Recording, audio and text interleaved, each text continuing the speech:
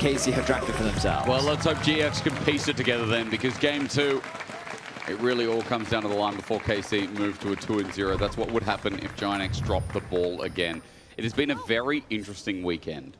LEC has delivered in many different ways in the past couple of days, and hopefully today it does in a very positive way as well. Jackie's going to get tagged out by kyeahoo as game 2 starts. I mean, right now, my opinion is very much that LEC teams are playing sloppy. I think that with the leads that they generate, they are just rushing, overcommitting. They're not taking the proper steps needed, and the teams, like, you know, we criticize them for their play, but at the same time, our teams are good enough to punish those mistakes. You know, when they're on the back foot, I feel like our teams are actually hyper aware of, like, oh, he's not allowed to be there, let's go, and so then they capitalize and they take advantage, and then you end up with these very chaotic games. Yep. And so what I'm looking for is from teams fighting for the top 3 to demonstrate that when they do generate those leads, they kind of suffocate their opponent out and make it very difficult to play. Now, credit to both GX and KC. They've demonstrated pretty consistently throughout this weekend that when they do fall behind, they have enough grit to fight their way back into the game. And so I think that regardless of who finds a lead here in game 2, the other team is not going to go down without a fight. Weird Hope is already the 2v2 working well for Noah and Jun. The power of Ezreal Karma.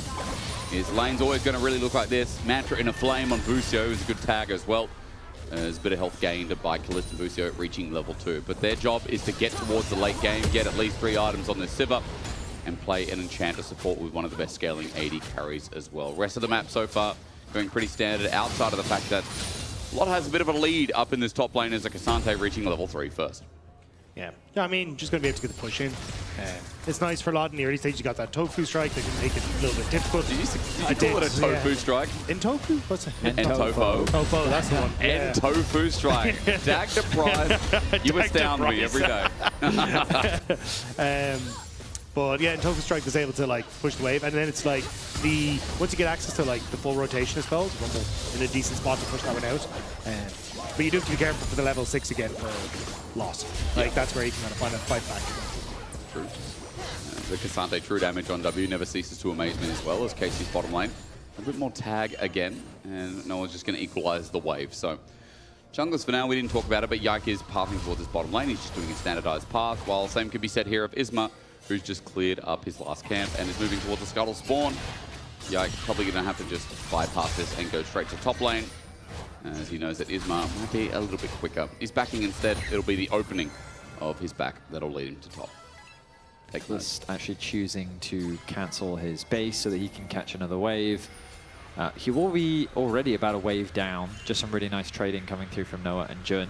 Able to push that wave underneath the tower, get an earlier base. Supports already, though, out onto the map, looking for a roam. Looking to proc their support item to also help get that push. And that top grab is going to be secured for KC. So here, within the first 4 minutes, nothing too crazy happening. We can see that Yike is looking to get a bit of deep vision. I imagine he wants to find out when those raptors are respawning. He's likely going to drop a ward. And there it is. So now he's got great information as to what ISMA is up to. Meanwhile, top early push being secured by Lot on the bot side, pretty even, but Noah finding some nice trades, giving him that push. And in the middle lane, as we kind of expected between Ari and the Talia, nothing too crazy happening there. So all in all, a very tame, timid, standard early game of League of Legends. Yeah, and there is a ward that was already just died on that Krug camp on the top side, so Yike could be spotted out, knowing exactly where he is. And I did see some pings from red side as to a potential invade towards those Raptors respawns. But I'm not sure if GIANTX want to full commit. They did a push for a second on bot lane, but looks like maybe they will try and go for the invade here. Things getting spammed down. I'm just going to watch how bot goes first of all. Caliste gets tagged out. Spell shield with a bit of health. Root down from Jun. 2v2 is where our eyes are at. ISMA continues on that promise. Ward down so he sees the full Raptors. Trying to get the patience to respawn. Yike getting close to it. Runs back in so that it gets down. Very smart from Yike here. Teetering on the edge. And he runs back into that circle to make sure that that Raptor doesn't go towards ISMA and stops his progress. No aggro reset means that he will secure his Raptors. He's actually going to forego the Krugs, go for an early base. might be with the intention of delaying the killing of that camp in order to wait for the 5:30 mark, get the upgraded smite, and then be in a better position to contest the respawn of the crab. That also means you get the tunneler on reset, right? Which is not going to happen for ISMA, so should be a decent contest bot. And especially as Canna's now going to TP back out into that top side, right? So having that level 6 for Canna, plus having the tunneler advantage and that smite advantage might give you a good bit to play with here as KC if you really want to fight for this top side scuttle. The crab is spawning on the top side, so this could influence resets for bottom laners. I see some pings coming through from GX. They realize that given that KC's bot lane has the push. ISMA's going to start it. I really thought that it would be too risky to start this one off. Is now. Yeah, I mean, the Ahri can't really collapse first. This wave needs to be caught. Bot lane also has the push from KC. So I feel like it's a bit of a time waste, but now the pings are coming on towards the crab, but KC again have push in mid lane. ISMA, you have to go the long way around, and Canna, well, he's being sort of pushed underneath this tower, but not really. The wave's kind of gone, so he should be able to move towards the river if he needs to. Yeah, this should be uncontested. And there we are. Secured level 6 for Yike, and now he's looking to push his advantage even more. Looking to take the long way around. Equalizer used on the wave in the meantime. Bot's going to match that quite nicely. That does mean that maybe Canna can join in, but KC, as they drag this red buff towards his angle. Busio's going to be in jungle first. ISMA kind of knows that, yeah, maybe my red buff is just gone. Yahoo also that pressure we talked about as Jackie's a little bit low. Threaded volley close. Needs a flick back here, but will he find it? Flash. What the hell? Jackie's goes into 3. He flashes out with a Spirit Rush. No, not what I'd call a play. I mean, it was a good attempt, right? If you can flash charm before Yahoo gets that unraveled earth down, you can dash with everyone on top of him and suddenly get a quick kill, but unfortunately it just wasn't really the case. So. Well, I mean, the flash play was from Yike, wasn't it? Like, he flashed onto Jackie's, insta-stunned him, and then Jackie's dashed in with the intention of trying to find the charm. And so then it just ended up being an awkward situation where Jackie's went forward, Yike ended up back because he was stunning him at his original position, and so they both had a similar idea, which is I'm going to catch my opponent off guard, and then it happens at the same time. So then it looks very awkward, but I think that for both sides, if Yike gets the stun off, the knockback comes through, the Ahri then loses all of her HP, but on the other side, if the charm connects initially, catches them off guard, then GX can look for a follow-up play. And I think that both sides had the right idea. Ultimately, though, it ends up just being a trade of flash. But ultimately, let's not forget, mid-flash for jungle flash, always going to benefit jungle, right? We're looking at Jackie's traditionally, but it's an Ahri. Like, it's not like it's a Victor or something that's really mobile. If he gets caught the next 20 seconds, then yes, but you're right. That is 100% fair. I would also argue that Pantheon having flash, especially against Ezreal, is pretty valuable. Dragon is alive as well. Neither side has started that objective off yet. We've seen a ton of roaming from supports as the Grubs is going to be the first objective focus as both bot lanes now make their way up to top. Okay, support's hovering on a board is Busio. He has a wild growth. The difference here is Jun, as he gets 6, only gets another level of Mantra, so a bit more fighting threat here from the Lulu as on a ward Busio can be completely seen out. It is Noah on an Ezreal. He'll be safe that close to the turret. And Jun goes up there to hover him, look for his level 6 as well for that extra Mantra point. So as bot laners sit here, TV's also going to be burned from Jackie's mid lane. And further your point, guys, that ulti is back up and available for the Ahri, so not really that much threat on Jackie's here. As jungle's also pinging, they're meeting up. Top lane is a party right now. Flash, Busio, polymorph, there we go. Yike, he's going to fly in, he doesn't need flash, I guess. The wild growth, Noah's just dead.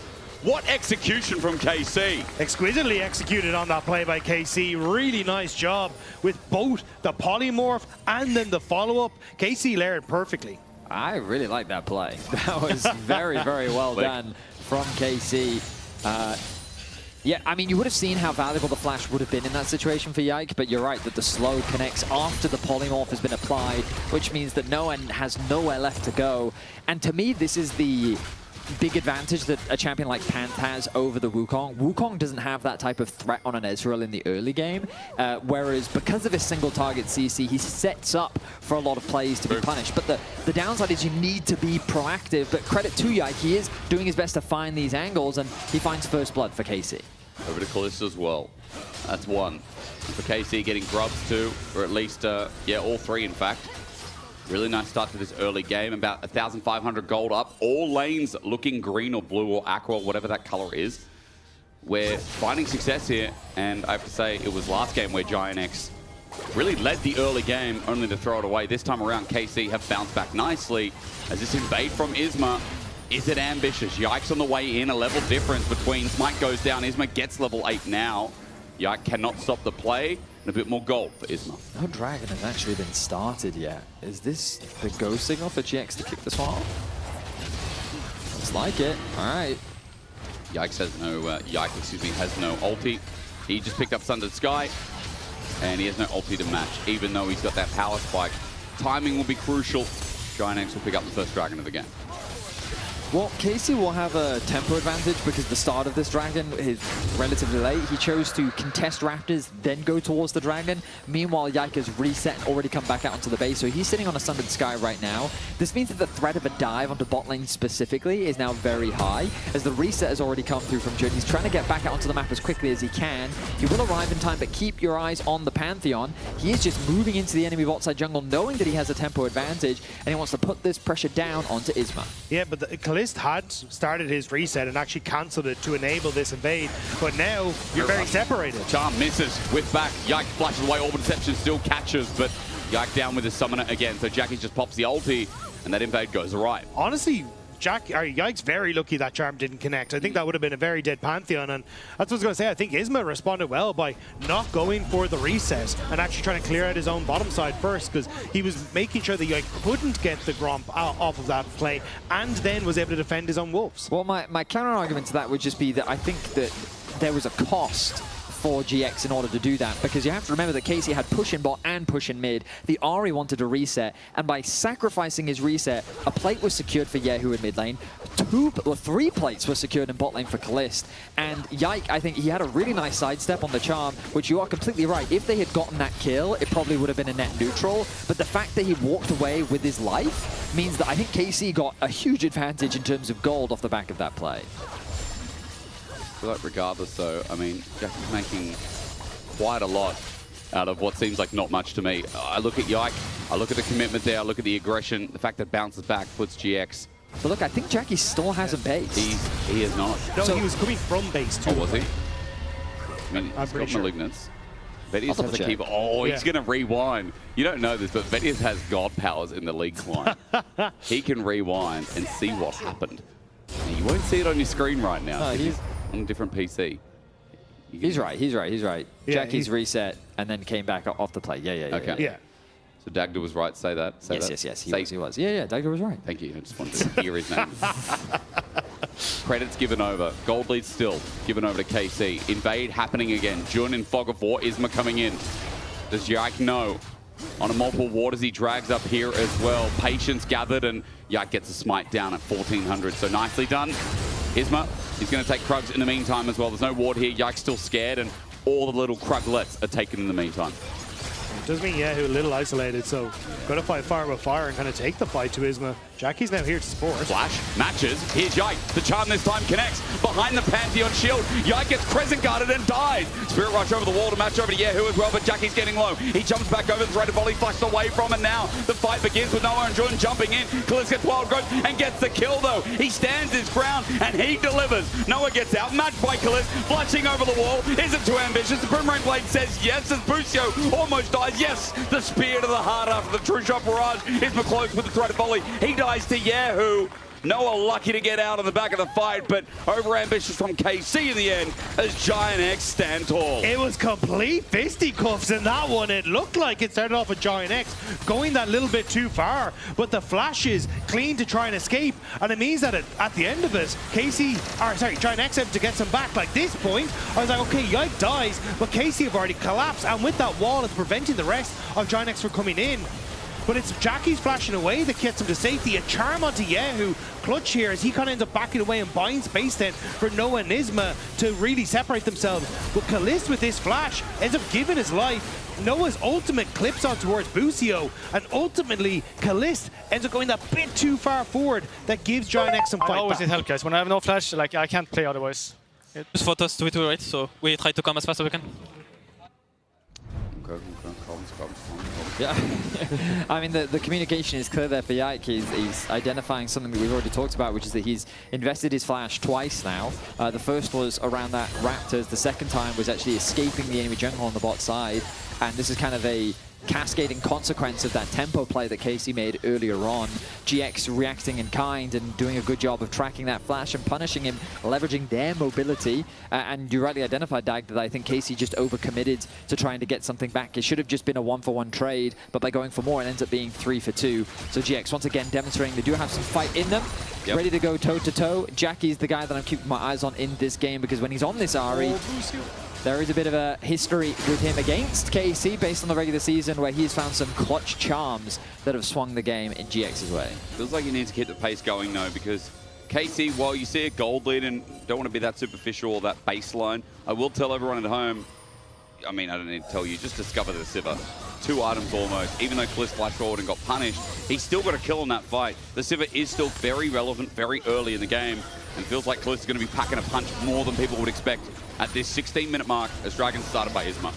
They want to contest this Dragon, but their positioning is very awkward. kyeahoo, his ulti is back up.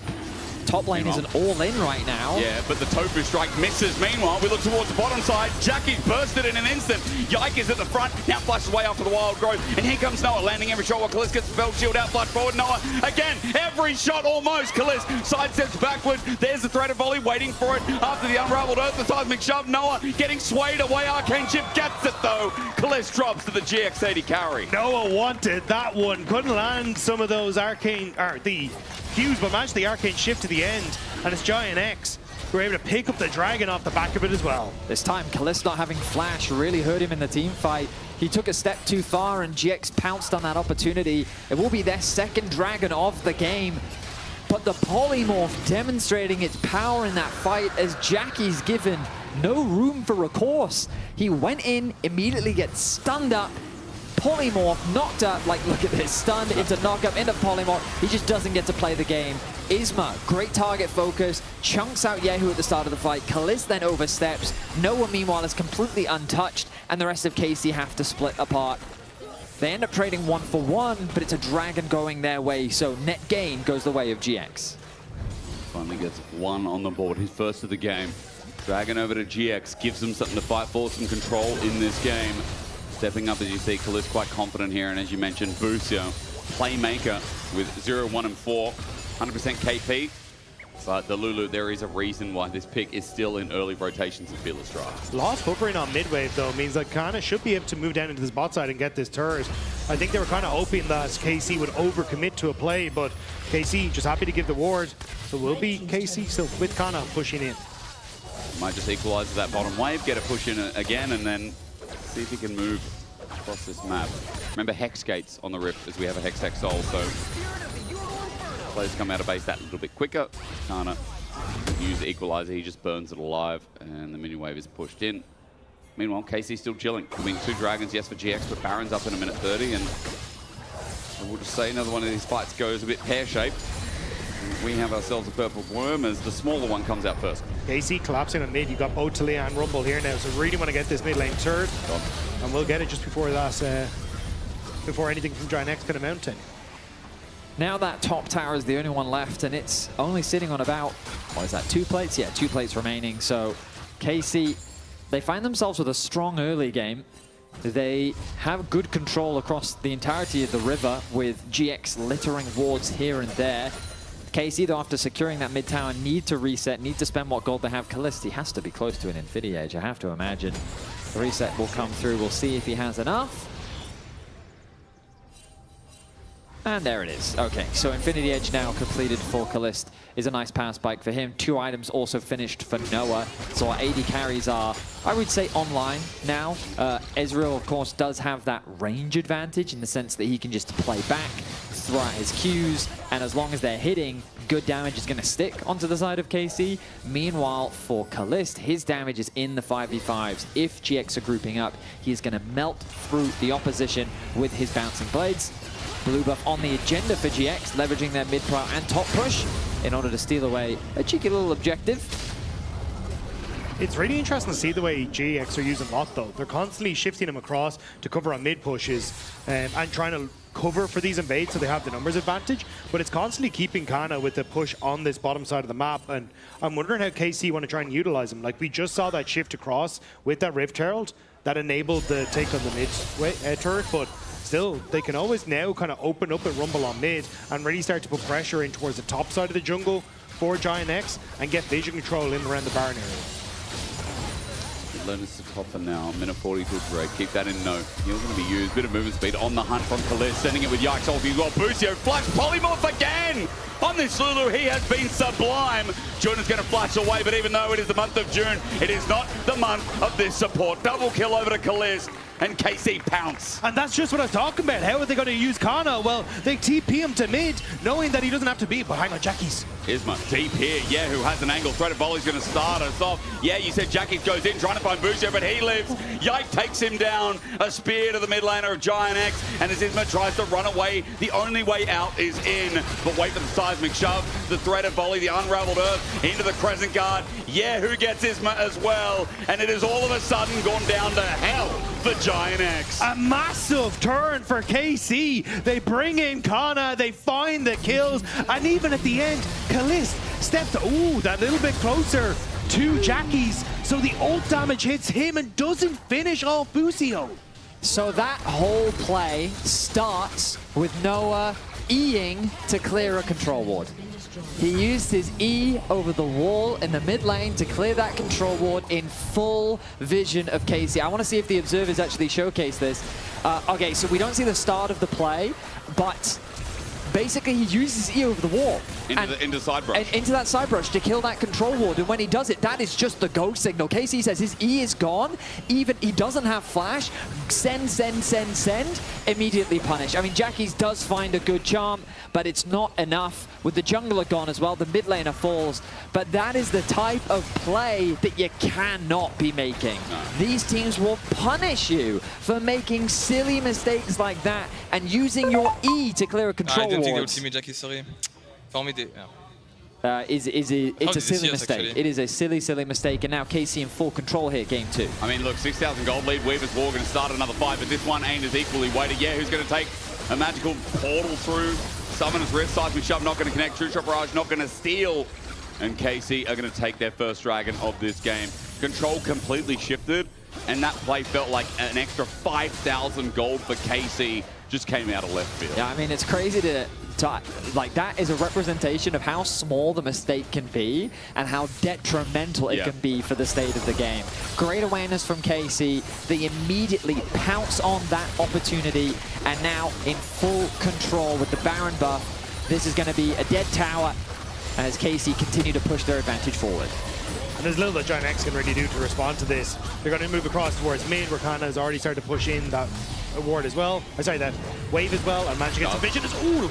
Disrespect on the hunt. Lot going to get stunned up, but he presses W. It won't save his life though as he flashes away. Still close to shielding out from Jun. Helps out. The spear almost enough. Wild growth used on Caliste. ISMA thinks maybe I can find an angle. They need more than that though. Jackie's found out onto Canna. He flashes away from the charm. GIANTX got a little bit more than they were expecting, but still KC with the Baron buff are going to pull out. Canna basically putting himself in harm's way to make sure the GIANTX were interested in him and not the crew of KC trying to escape out of that bottom side. So Canna had to burn his flash, but still, KC got a lot on that bot lane. I mean, Still KC, an win. yeah. They are in a fantastic spot right now with 30 seconds roughly left on the Baron. They want to push as much as they can. There are pings on the top lane of the side of GX, identifying that that tower should be the next in line to fall. As KC, they're sending their Sivir into the top lane. They've got the push out on mid. Canna has TP available. He's going to go back to base. Will he TP to join the squads? Is it worth investing? I see him sitting in base. I wonder if he's just waiting for an item to be completed. No, he's going to throw that TP into mid lane to keep that pressure going. KC want to use as much of the Baron, and as I say that, the Baron will wear off. Canna might be dead. Maybe. Let's see. Okay, they're turning it into an engage. Canna is taking no damage. ISMA gets fried asunder. Yahoo running forward, gets a flash out of Nora as the seismic shove was threatened. KC have now burned a couple of ultis, but it's all worth it. ISMA in the ground for 35. Top lane open. Mid's going to be 2. I mean, the map is in a great state for KC. The bot lane is pushing. The top wave is pushing. They've just cleared out that mid wave. They got both flashes out from Noah and Jun. The wave clear from Caliste will continue to come through. I don't think there's much more that they can get on the map, But it looks like they're sticking around for top lane, so they want to secure this tier 2 tower at least. Blade, Caliste stepping up with Ardent Sensor coming from Busio. Where's the damage? Well, on the Jackies. There it is! Ooh. Boomerang almost takes Jackies down single-handedly. Seismic Shove dodge, otherwise a dead Ari. KC with that pressure will open up to 9,000 gold. That was very close to being a kill. I thought it was going to be a little bit more for KC, but still, KC using these double global ultimates so well to cover mid lane, and now using that push control that they have to take that top tier 2 as well. Things are looking very dicey for GIANTX. I mean, the extra dragons at least help them out a little bit in that they can try and delay and look for plays elsewhere. But up against like Lulu and a Sivir late game, that's not exactly the benefits that you want from scaling.